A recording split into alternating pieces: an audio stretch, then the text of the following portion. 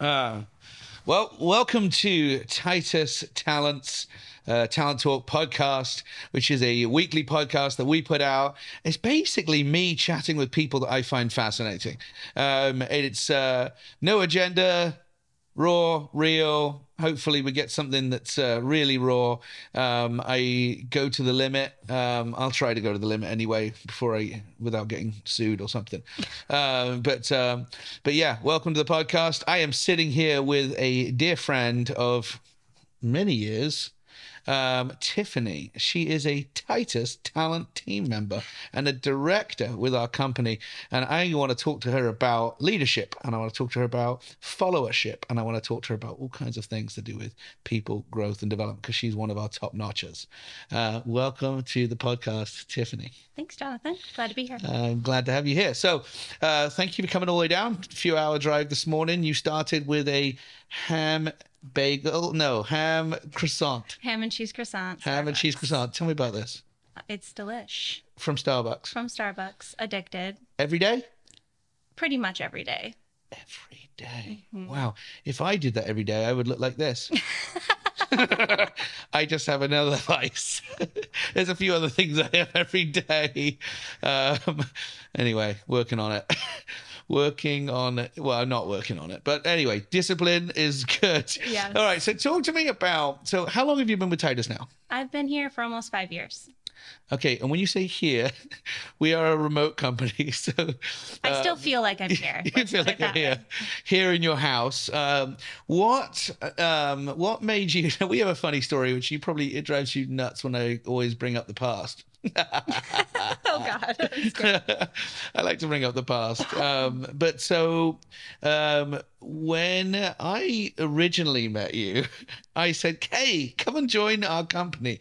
And the word on the street was you declined our offer because you thought I was a little bit too wild, disorganized, unpredictable. A little wacky. Should I explain that experience, and then we're going to get onto the real stuff? Well, you painted a beautiful picture. It was very exciting. But at the time I was 23, 24, and I wanted a 401k. That was it? The 401k was it? The 401k was the deal breaker. Why didn't you tell me? And then when I reached out to you again and you said you got the 401k, here we are. And we keep increasing the match as well. I've noticed. We're a real company now. Yeah. Mm-hmm. All right, that's interesting. Now, you didn't tell me that back then. I'm very risk averse. Risk averse. So you went with a better secure option. Correct. That was a bigger company, I'm assuming. Mm-hmm. Okay. So then fast forward in time. Well, not fast forward, but yeah, fast forward. You then finally came back and joined us. Mm-hmm. How long have you been with us? 5 years. 5 years. Did we do anything special for your anniversary? Well, I got the North Face last year. All right. And then in April, I think I'm getting something else. $1 million, probably. That sounds something right. Like that. Something like that. Yeah. All right. So 5 years with us. You are you're a people leader. Yep. You're a director. Mm-hmm. You have a team of people. You get to work with some of our amazing clients. Yep. Talk to me about leadership. I want to hear about, from your perspective, when you think of leaders, what are some of the great leaders that you've worked with? You think of some of the best leaders in your past, not mentioning me. I'll leave that one out. I think you're the first time I've had somebody on the podcast that I'm paying to be sitting here. Like, who would you say is a great leader? Well, I'm going to start off super raw with that question. Okay.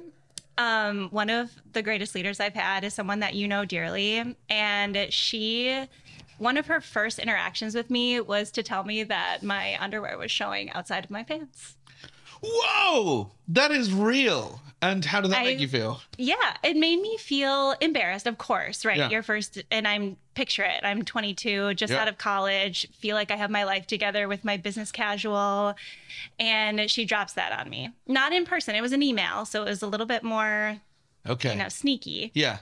But in the moment, I'm mortified, right? Yep. I'm sure I turned 50 Shades of Red. But looking back, I'm like, amazing. Yeah. That is the kind of person that you want in your life. That's the kind of person you want in your corner, who's going to tell you when you have food in your teeth or your underwear is hanging out. Yeah. And so that in the moment, I don't think it sunk in, but It sounds crazy, but I mean, I think about that moment. Yeah. I want to tell my people when they're messing up. I want to tell my people when they have food in their teeth, because it would be a disservice to them if I let them go on and rub people the wrong way or embarrass themselves and then me not tell them. Totally. Totally. Wow, that's cool. So how have you applied that? I mean, do you actually get to, are you kind of like, hey, I'm looking for somebody's underwear? Underwear police. Or like looking, you find yourself like, hey, I want to be real raw. Like, what would be an example of somebody that you've had to, what's like because you mentioned you're risk adverse. To me, I'm like, okay, now coupling that with, okay, I really respect this type of leadership with somebody, they went on a limb. Mm-hmm. That person went out because they could have lost your heart. Absolutely. It was risky. It was. Tell me, just talk about that. Like, have you actually had to apply that? Can you think of a time where you've had to go down that road? Maybe you talked to somebody else on your team, or maybe you didn't and you wanted to. Well, I'll start by saying it's very hard. Yeah. It's not something that I enjoy doing. Yeah. But I've never given someone feedback and then regretted it. Wow. So I choose my times wisely. I'd like to think that I'm not a nitpicker by any means, but when the time is right, I'm going to say something. And part of my leadership philosophy is just consistency. Yes. Right? I want to be predictable. Yeah. I want my people to already be thinking, oh, Tiffany's going to say something to me about that. I know, oh, shoot, I messed that up. I know she's going to mention it to me because that's something that she's mentioned to me before or something like that. You know what I mean? Like, I want them to be ready for it and be expecting it. Yeah. So consistency to me is very important. I don't want to walk into my boss's office and wonder what version of them I'm getting that day. Okay. You know what I mean? And so if I know if I mess up in a certain way, or if I come to someone and ask, hey, can you give me some feedback? I probably already know what they're going to say. Oh, that's my goal for my people. If they come to me and ask for feedback, they probably already know what I'm going to say.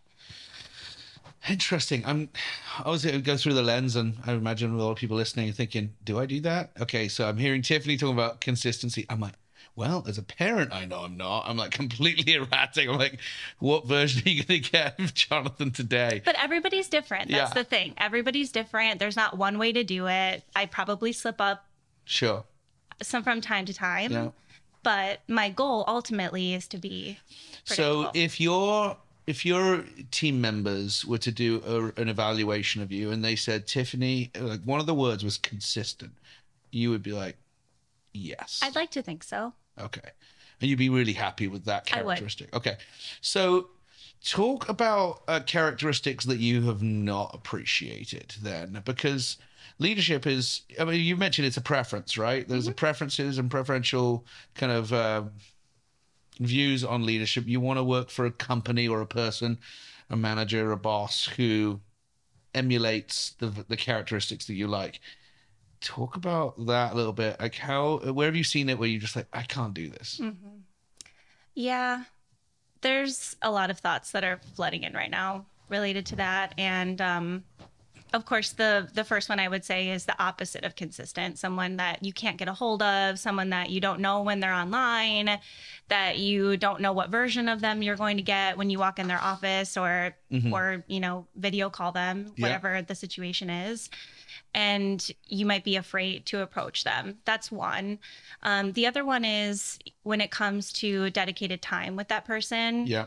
I have always been one to take that time really seriously with my boss, because I know that that person is busy and that they don't have all the time in the world. So when I get my one-on-one time, that's my time. Yeah. And so I've had bosses in the past that have shown up late, they've canceled last minute, they're multitasking, their phone's buzzing, they're just not present. Yeah. And so I don't appreciate that at all. And so I try. I mean, I'm not perfect, but I try to make sure that time is dedicated to them. I have 6 one-on-ones per week. They have 1 with just me. So I want to make sure that time counts. Wow. Okay. This is interesting to me because Like we obviously, we care deeply about personality profiles and people's traits and behavior traits, what they value and don't value. Sitting here for me, I'm like, I'm pretty different than that. I'm like, I just assume people are multitasking. I assume people are like running late. I assume people are like. And that's okay if it's don't cover right? no, don't cover for me. Don't cover me. This is not. This is therapy. No. That's another good point. That's something they don't tell you about being a manager, right?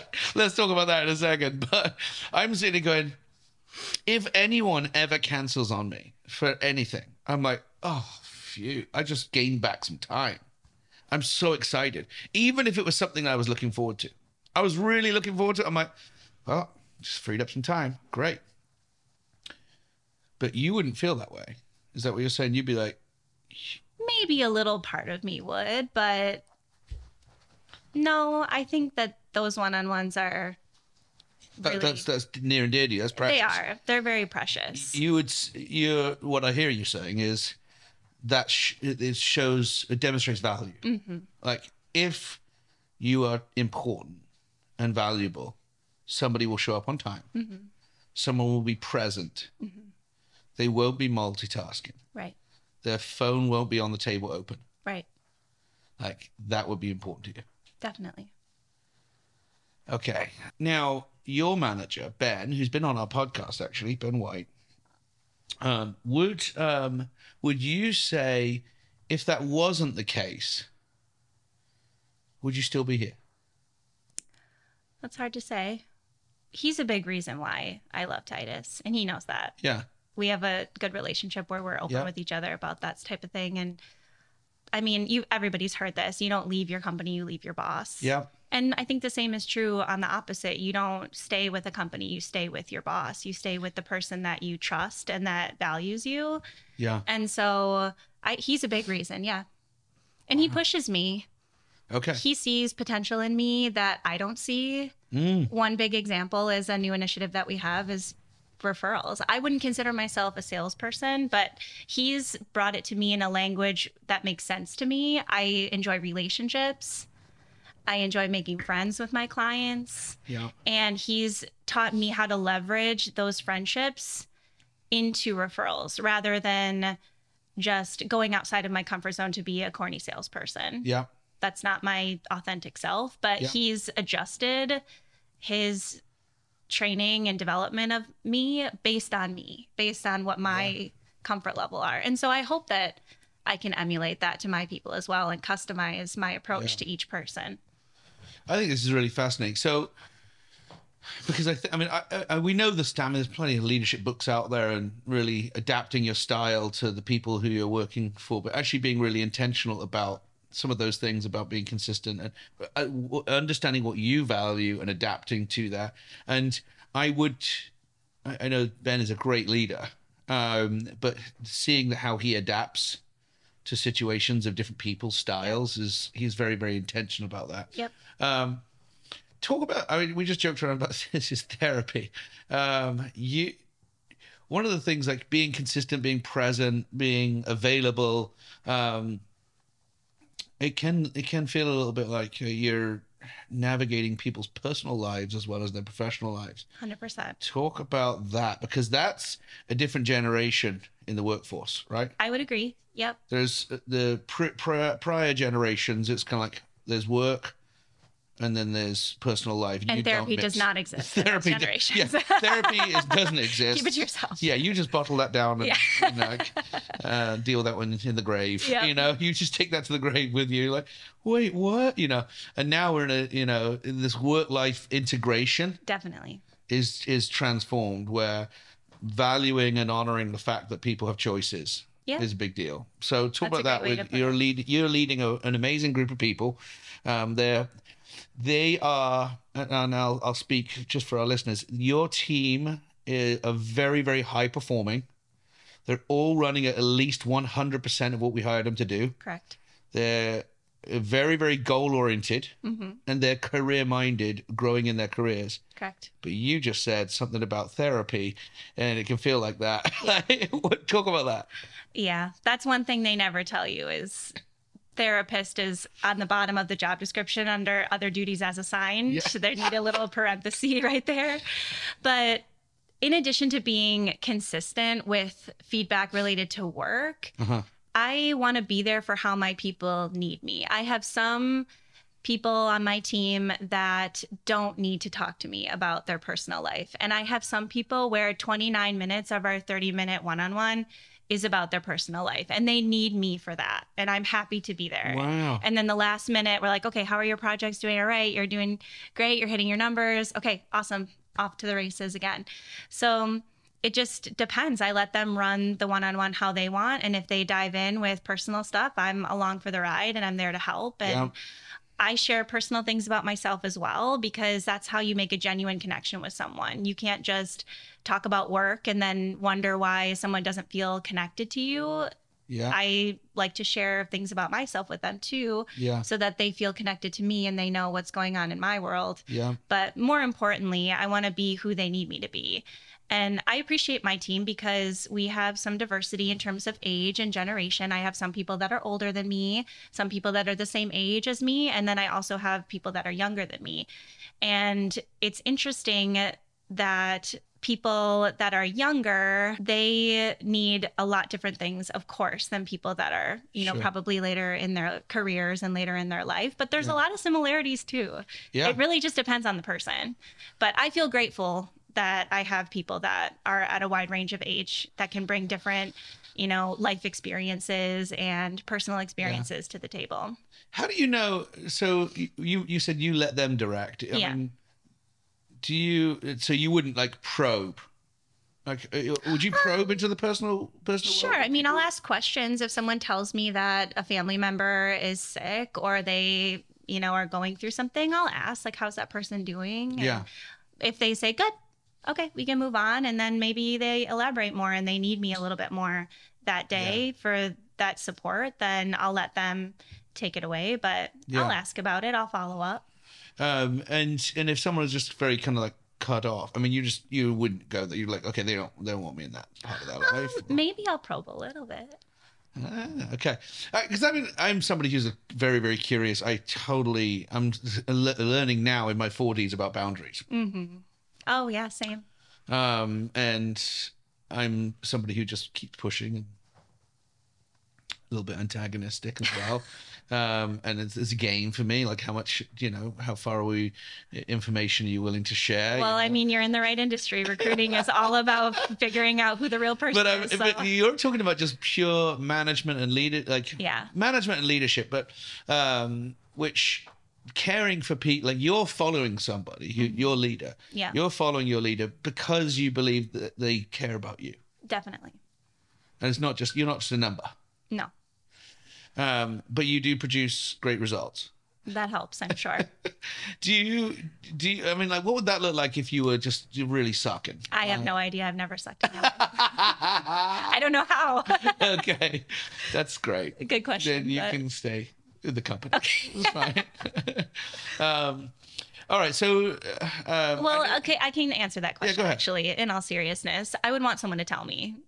Okay. I want you to tell me straight up. Don't sugarcoat it. Let me know where you're disappointed in me, where you want to see me improve, and let's have an honest conversation about it. I don't want you to sweep it under the rug. Yeah. And then in 3 months' time, when we're sitting down for our review, giving me a lower score in certain areas because it's something I never knew was lacking. Yeah. So I would say if I were lacking in a certain area, tell me just as soon as possible. Just tell me. Okay. All right. So not saying blame, but if you got a low score in a certain area and it never been talked about. Oh, I'd be mad. And you'd be irritated at your leader. I would be mad at my leader. You'd be like, I want to have a higher score and you didn't give me an opportunity to get a higher score. Yeah, essentially. And of course there's accountability there and all the things, right? But my first initial reaction would be like, why didn't you tell me sooner? How many times have I gone on doing this activity and when it's not impactful or it's rubbing people the wrong way? If you would have just told me my underwear was hanging out, I tuck it back in. Yeah. Well done. That's great. I think that's huge. I think that's huge. The clarity around expectations, that you're being honest with people. Is there anybody right now in your under your care and responsibility that you need to have a conversation with about something to do with expectations? Well, it's timely because we just had our quarterly conversations the last 2 weeks. So Yeah. there were things that I had to bring up to people. Yeah. Also, our theme this year is intentionality. And so I am making a better effort to give real-time feedback Yeah. to people, even not waiting for one-on-ones, just calling them up and saying, hey, this is something I observed. Do I have permission to give you feedback? It's coming from a lovely Permission place. for feedback. Yeah. Oh, that's a new terminology Okay. for me anyway. For people that are not comfortable giving feedback, Yeah. and I think I would consider myself comfortable giving feedback, it breaks the ice. Do So I have permission to give you feedback? So somebody who's on the receiving end of it, they have a choice to say, I'm ready or not ready. They've never said no. Okay. But I think it gets their heads around it. They realize that it's probably difficult for me to deliver the feedback as well as it is for them to receive it. So it breaks the ice a bit. Great. I mean, I like the word permission. One of my mentors, who you know very well, Scott, he's like, hey, are you open to some feedback? And I'm like, open to it. Okay, maybe not today. Like, how about we come back? Which would be fine. If someone ever said, actually, I'm just not in the right headspace, can we talk about it tomorrow? Done. Right. Okay. I like that. Permission for feedback gets people's heads ready for it. You said real-time feedback. What does that look like? Like, so what kind of stuff are you giving people feedback on? In our world, we do a lot of virtual meetings with our clients, which we call our partners. And so for me, being in the account manager seat where I'm running the calls, but our consultants or recruiters are doing most of the talking, I feel a obligation to them to give them feedback on their presentation. Yeah, okay. We don't always get good news during those meetings. I would love it if we submitted the perfect candidate. They were interviewed. Oh my gosh, we're going to give them a $20K raise and they're going to have a 401K. Yeah. It's going to be wonderful. But our calls don't go that way. So it's everything from body language to facial expressions to what they actually comes out of their mouth and everything in between. I feel an obligation to let them know you made a face. Yeah. Why'd you make that face? Should you make that face again? Probably not. I want them to think in their head, man, I reacted the wrong way. I know Tiffany's going to call me out for that. Yeah.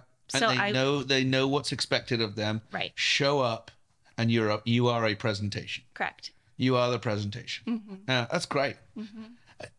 I think it's knowing you for the last 5+ years, like you are, I would describe you as someone who's consistent, that you show up prepared, and you're like, you are a living presentation. Like the stuff, you are thoughtful about what you say, you're consistent. It's not, you know what you're going to get with Tiffany, which is amazing. Thanks. That's a great compliment. Yeah. And I mean it with all sincerity, because I think, wow, hearing you actually articulate what you value in leadership, I'm like, and you live that, which is, that's integrity, isn't it? It's kind of like there's a consistency of how you present, how you live, how you behave, and what you expect of other people. You don't expect those things of other people, but you don't deliver it yourself. Right. Which is the congruency there must bring you a lot of peace of mind, knowing those things. That's great. Well, go back to, I'm just thinking about inconsistencies.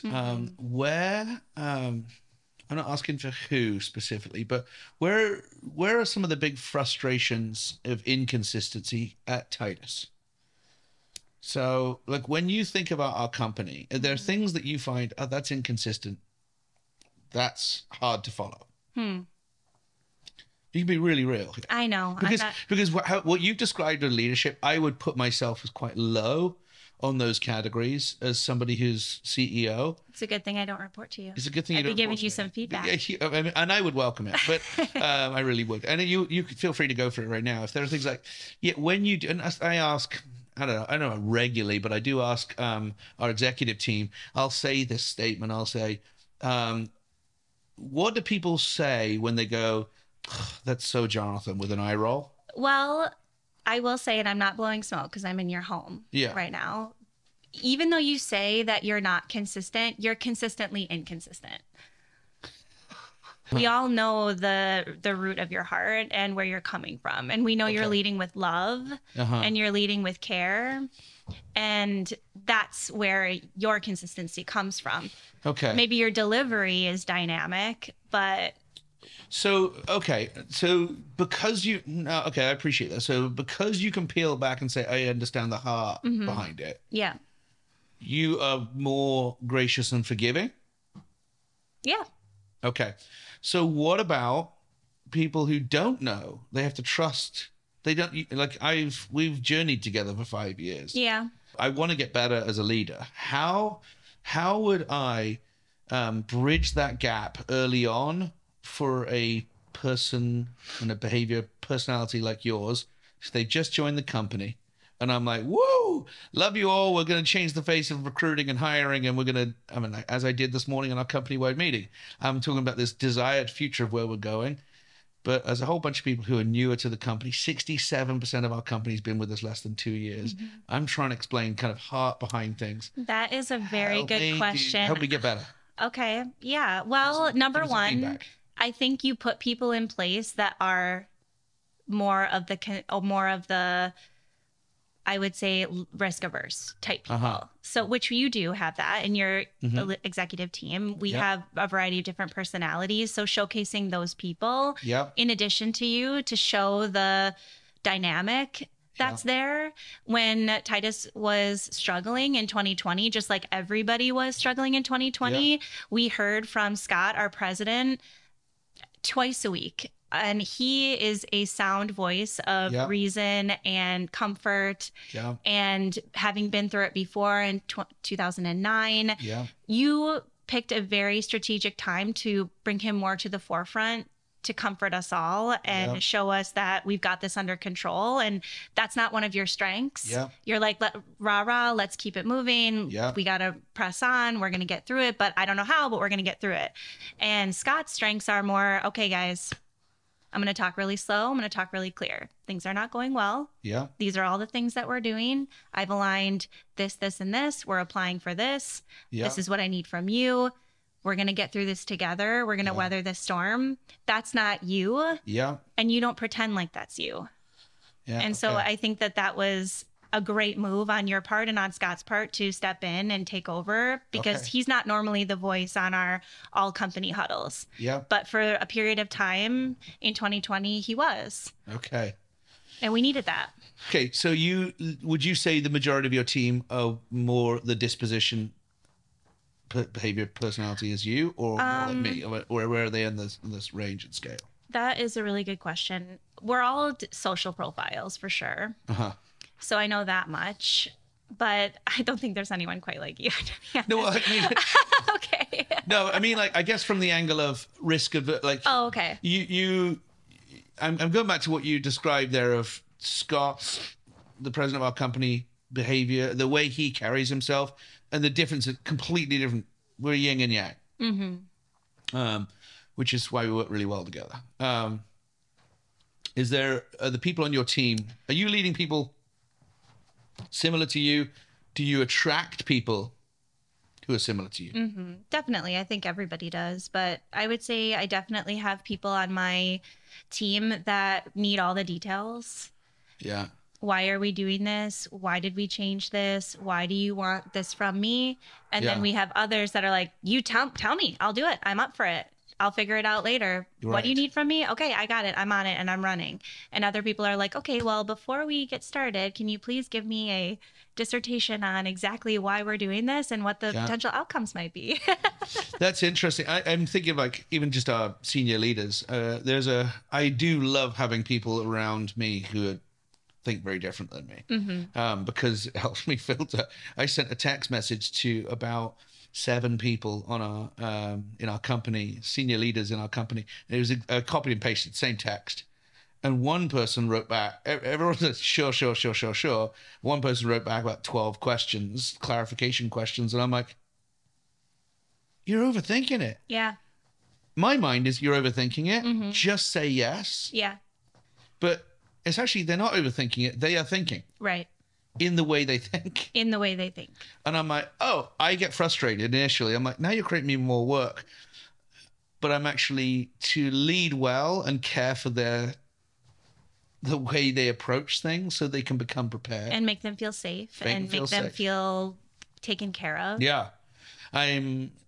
The adaptation of a leader to the people that you're caring for is not easy. You have to realize it's not about you. It's not about the people that you want around. It's about being the type of person that they want to be around. And I mean, I've been leading people for 3 years now, so I'm still new to this. Sure. But I know people. I've been recruiting for a long time. I've been in different dynamics. And when you're in middle management, you have to realize it's not about you. And that's too bad because you matter, of course, but you're managing up and you're managing down when you're in this seat. Yeah. And so you have to be the person that your boss wants you to be. It feels like, maybe you don't. And then you have to be the person that your people need you to be. So there's just a lot of chameleoning that's going on in this seat, and being empathetic, asking questions, opening yourself up to feedback as well. I also ask people for feedback on a very regular basis. What people who report to you? Definitely. Oh. I love 360 reviews. I'm like excited that we're going down that path a bit. Yeah. We're just scratching the surface, but I want to hear from my people anonymously. What do they actually think? Because even though I'd like to think that we have a good connection and they're willing to be honest with me, I'm not blind to the fact that they are going to tell me what I want to hear. Because I'm paying them. You're paying them, right? And okay, that's good. And I'm in a position of power, I guess you could say, like not full, but they want to please and they want to do a good job. And so I want to open up the floor and be open to feedback just as well as I am able to give it to them. So, okay, what as I'm sort of processing this information you're saying here is, you've got your team of direct reports, and then they have people who are reporting to them. If you look at the group that you're leading, do you write down, or do you have like a mental note, or do you write down like, hey, this is this person, this is what they need? Like, how do you do that? No, I mean, when I first started managing people, I wrote down people's kids' names and how old they were, because I can't remember any of that. But now you don't care anymore. Well, now it's like, well, I mean, 4 or 5 seconds. But I don't need to write it down. It's just like your friends. You don't need to write down what they need from you. Some friends, you don't hear from them. They text you around Christmas and then you see them 6 months later and it's like no time has passed. Other friends, they're texting and calling every day. They need updates. They're checking in with you. But that doesn't make one less of a friend and one more of a friend. Yeah. So it's similar to your friend network is the people that you work with. They're going to need different types of support. But you are an intentional leader who adapts to the people that you're leading. Correct. I'd like to think so, yeah. That's cool. I'm gonna invite some of them to come on the podcast here. We're gonna do. I think you already did. So live 360. Yeah. This is great, Tiffany. Thank you. I'll say, as somebody who indirectly leads you, you're an absolute joy to lead, and I trust your leadership of people in our company. And it's actually insightful for me hearing you talk about how you adapt to care for those people, because you don't have turnover on your team. People stick with you. That's right. You have very high retention and development of people when people believe that you're going to show up consistently, that you're going to care for them, that you genuinely care for them, and you're going to develop them. And that's the kind of leader that I want in our company. That emulates that and demonstrates that, and I am excited about you growing with us. So, thank you. Me too. Thanks for coming on the show. Thanks for having me. All right. Thanks for joining the podcast today. Like, subscribe, reach out to us. If you want to reach out to Tiffany as well, find Tiffany online on LinkedIn is probably the best way. If you want to ask her any questions about what she talked about today, she will welcome it. Try and recruit her and have her join your company if you want. And we're very competitive here. I would love to see if you can do it.